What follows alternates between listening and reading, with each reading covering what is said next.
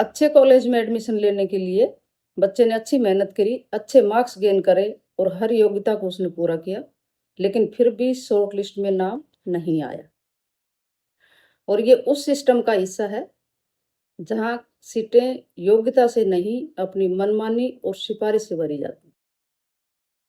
Hello दोस्तों, मेरा नाम मधु यादव और आज मैं आपके साथ शेयर करूंगी एक बहुत ही सच्ची कहानी। और ये स्टोरी है एक रेपुटेटेड सरकारी कॉलेज की, जहाँ पर एडमिशन के नाम पर बहुत बड़ी धांधली की जाती है और उस धांधली का पर्दाफाश इस स्टोरी में आप सुनेंगे हमारे साथ। यह स्टोरी बहुत ही सच्ची और मेरी आंखों देखी हुई, मैंने खुद ने फेस करी है, वो चीज़ मैं आप सब लोगों के साथ शेयर करना चाहूँगी। ये बात 2018 की है, जब मेरे बेटे ने 12th पास करके ग्रेजुएशन में एडमिशन लेने के लिए मुंबई यूनिवर्सिटी में एप्लीकेशन फॉर्म लगाया। उसने 3 से 4 कॉलेजों में अप्लाई किया था, जो कि मुंबई यूनिवर्सिटी की बेस्ट कॉलेज हैं, जिसमें सबसे पहले नंबर पर थी सेंट जेवियर कॉलेज। और एप्लीकेशन फॉर्म सबमिशन की ड्यू डेट के बाद कॉलेजों की तरफ से शॉर्ट लिस्ट जारी की जाती है। तो कॉलेज में एडमिशन के लिए शॉर्ट लिस्ट निकलने वाली थी शाम को 5 बजे और कॉलेज में जाकर रिपोर्टिंग करनी थी अगले दिन सुबह 9 बजे। इसलिए हमने सोचा कि शाम को जब पता चलेगा तो कब हम सुबह 9 बजे मुंबई पहुंचे। तो हम पहले दिन मुंबई चले जाते हैं। मुंबई पहुंचने के बाद शाम को हमने शॉर्ट लिस्ट चेक करी, उसमें नाम नहीं था, लेकिन फिर भी हम अगले दिन सुबह कॉलेज में रिपोर्टिंग के टाइम पहुंच जाते हैं। वहाँ पर एक लंबी लाइन लगी होती है, सभी पेरेंट्स अपने बच्चों के साथ लाइन लग में खड़े थे, हम भी उनके साथ लाइन में खड़े हो गए। धीरे धीरे 1 बाय 1 करके आगे बढ़ते जा रहे थे और जैसे ही हम डेस्क के पास गए, मैंने देखा कि जब बच्चों का स्कोर चेक कर रहे थे वहाँ पे टेबल पे, तो जो क्लर्क बैठे थे वो उनको मार्क करता जा रहा था। तो उसमें मैंने देखा कि 88%, 85%, 86%, 82%, यहाँ तक के बच्चों को भी वो मार्क कर रहा था और पास ऑन कर रहा था। जैसे ही हमारी बारी आई, मैंने फाइल डेस्क पर रखी और उन्होंने क्लर्क ने उसको देखा और देखकर उन्होंने मुझसे पूछा कि ये आपका नाम है क्या लिस्ट में? मैंने कहा सर नाम तो नहीं है। तो उन्होंने फाइल के पेजेज़, मार्कशीट वगैरह के पेजेज़ जैसे पलटे 1-2 बार और बोले नाम नहीं है तो ये नहीं है इसका मतलब। तो फिर मैंने कहा सर बच्चे का स्कोर तो बड़ा अच्छा है। तो बोले मैडम स्कोर तो अच्छा है बट अब नाम नहीं है तो क्या कर सकते हैं। तो हम वहाँ से बाहर निकल के आ गए। जब हम कैब में बैठकर दूसरे कॉलेज में जा रहे थे, तो रास्ते में मैंने बच्चे से कहा कि एक बार वो लिस्ट मुझे दिखाओ। तो उसने जैसे ही फ़ोन खोला और और पहले खुद रीचेक किया। तो रीचेक किया तो उसने जो पहले उसने लिस्ट देखी थी, उसके नीचे थोड़ा-सा गैप देके और 3-4 बच्चों के नाम और थे जिसमें उसका भी नाम था। उसको देखकर वो हँस पड़ा। बोले है इसमें मेरा नाम जय हिंद कॉलेज में। जिस कॉलेज में हम जा रहे थे, उससे अलग एक कॉलेज जय हिंद कॉलेज और थी जिसमें भी उसने अप्लाई किया था। तो उसकी शॉर्ट लिस्ट में इसका नाम था। तो वो हँस पड़ा कि इसमें तो है नाम। तो दिमाग में ये हो गया था चलो एक कॉलेज में तो एडमिशन हो ही जाएगा, पूछ कर तो आते हैं। तो हम पास वाले कॉलेज में पहुँच जाते हैं और वहाँ बाबूजी, उस कॉलेज का नाम था एलिफिंस्टन। तो हम उसमें चले जाते हैं पता करने के लिए। जब हम वहाँ कॉलेज पहुँचते हैं, तो वहाँ कॉलेज में कोई नहीं दिखता। तो हमने दरवाज़ा नॉक किया तो एक बाबूजी जो सामने रूम में काम कर रहे थे, अपनी फाइलों को इधर-उधर कर रहे थे। उन्होंने रिप्लाई किया कि हाँ मैडम बोलिए। तब हमने उनको बताया कि सर ऐसे-ऐसे बीएससी आईटी में एडमिशन के लिए हमने अप्लाई किया था आपके कॉलेज में और उसी के बारे में जानने के लिए आए हैं। उन्होंने बताया कि मैडम हमारे यहाँ ऑनलाइन अप्लाई करने के बाद हार्ड कॉपी जमा करवानी पड़ती है विदिन 7 डेज़। तो आपने हार्ड कॉपी करवाई थी क्या? हम कहा सर हार्ड कॉपी तो नहीं करवाई हमने। तो मैंने उन बाबूजी से पूछा कि सर एक बात बताइए कि बीएससी आईटी में एडमिशन के लिए एलिजिबिलिटी क्राइटेरिया क्या है? क्या सब्जेक्ट होना चाहिए बच्चे के पास 12th में उसके लिए? तो उन्होंने बताया मैडम मैथ ज़रूरी है और बाकी उसके साथ कोई भी सब्जेक्ट हो चाहे, चाहे इकोनॉमिक्स हो, चाहे साइंस हो, चाहे आर्ट्स हो, कुछ भी हो। तो फिर मैंने उनको बताया, इनका सर ऐसे-ऐसे हम सेंट ज़ेवियर कॉलेज में गए थे और वहाँ पे वो बाबूजी ने देखी हमारी फ़ाइल और उन्होंने कहा कि बच्चे का शॉर्ट लिस्ट में नाम इसलिए नहीं है कि बच्चा कॉमर्स बैकग्राउंड से। बोले नहीं ऐसा नहीं हो सकता, ये सही बात नहीं है, ये लोग वो करते हैं, ये करते हैं। तो उसने कहा कि नहीं, ये बात सही नहीं है, ऐसा कुछ रूल नहीं है।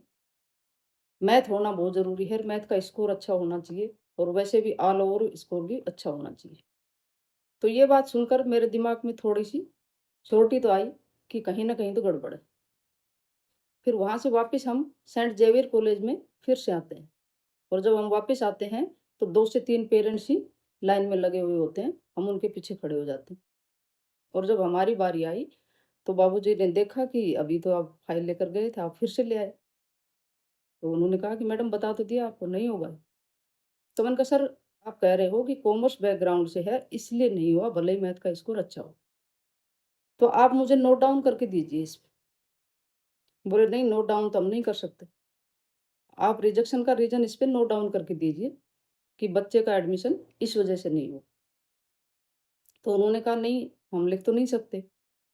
तो मैंने कहा सर आपकी कॉलेज की वेबसाइट और यूनिवर्सिटी की वेबसाइट पे तो ऐसी कोई गाइडलाइन नहीं है कि जिसमें कॉमर्स बैकग्राउंड का बच्चा अप्लाई नहीं कर सकता।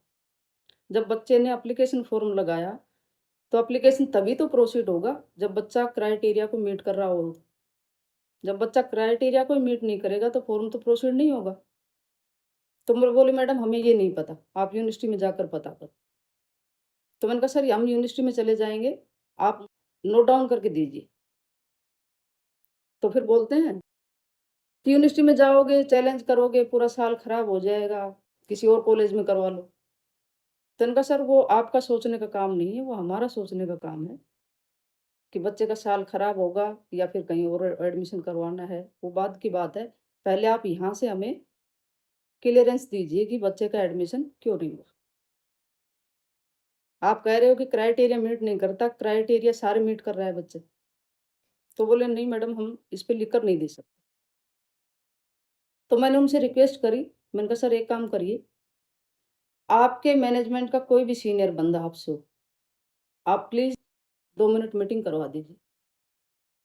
या तो आप करवा दीजिए, अगर आप नहीं करवाएँगे तो फिर हम अपने हिसाब से मिलेंगे, कैसे मिलेंगे देखते हैं।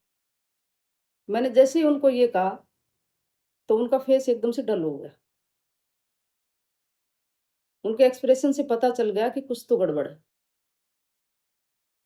तो उसके बाद जो क्लर्क बैठे थे डेस्क पे, उन्होंने फिर फाइल देखना शुरू कर दिया और वो बोले, "स्कोर तो बहुत अच्छा है।"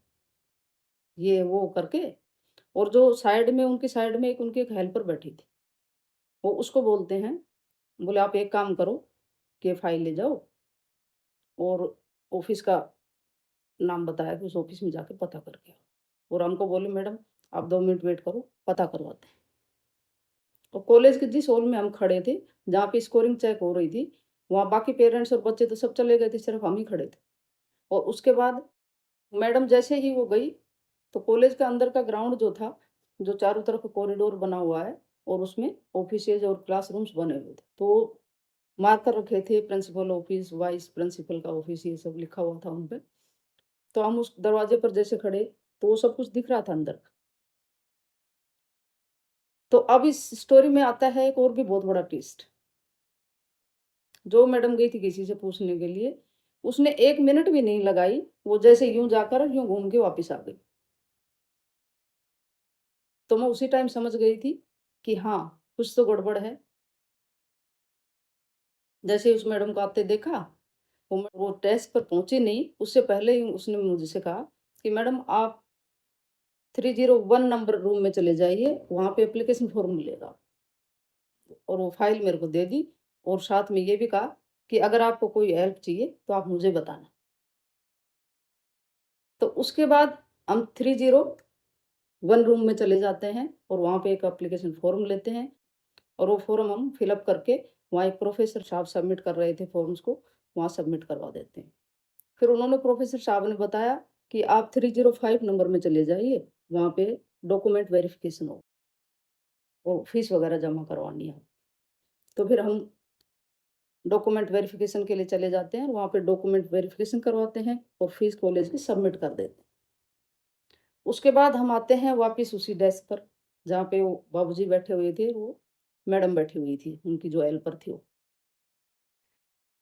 तो मैंने कहा तो उन्होंने पूछा कि मैडम हो गया? मैंने कहा हाँ सर हो गया।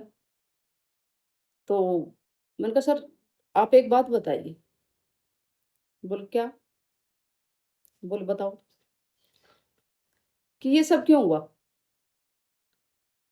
तो उन्होंने बिल्कुल नर्वस से होकर बोले पता नहीं मैडम, हमारे भी नहीं समझ आ रहा कि ये सब क्यों हुआ। तो उनके पास इस बात का कोई जवाब नहीं था। इस तरह से एडमिशन प्रोसेस पूरा हुआ और हम वहाँ से आ गए। इस वीडियो को आप सब लोगों के साथ शेयर करने का सिर्फ़ यही मकसद है कि आप सब लोग भी इस चीज़ के लिए अवेयर रहें और सजग रहें। अगर आपने भी कहीं ऐसा गलत होते हुए फ़ेस टू फ़ेस देखा है, तो ज़रूर शेयर कीजिएगा। इससे हमें एक-दूसरे को जानकारी मिलती है, एक-दूसरे को पता चलता है कि दोस्तों अगर आपको वीडियो पसंद आई हो, जानकारी अच्छी लगी हो या फिर इस वीडियो में आपको कुछ भी सीखने को मिला हो, तो आप वीडियो को लाइक ज़रूर करें और अपने दोस्तों के साथ शेयर ज़रूर करें। मिलते हैं फिर एक नई स्टोरी के साथ, नई कहानी के साथ। तब तक के लिए बाय बाय।